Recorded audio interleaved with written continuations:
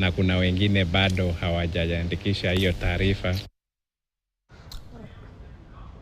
All right, let's talk matters education. At least 55 million shillings has been disbursed to support students in secondary school.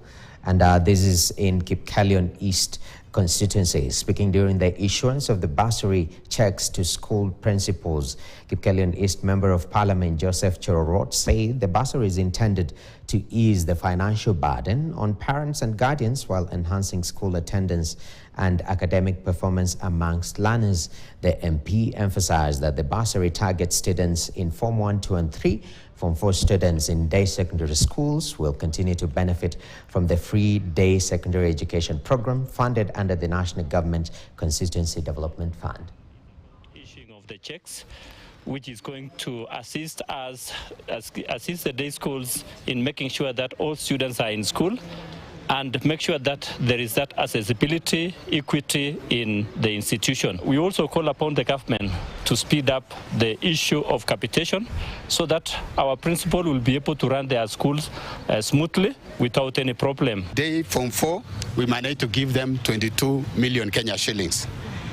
Day secondary schools, those who applied, we are going to give them 6,800,000.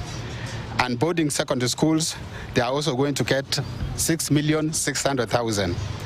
Orphans who are vulnerable and the vulnerable students, we are going to give them 3 million Kenya shillings.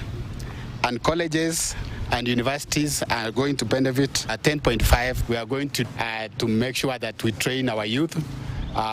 Some of them will be joining driving schools. We set aside 1.5 million Kenyan shillings. The grand total will be 55 million Kenya shillings.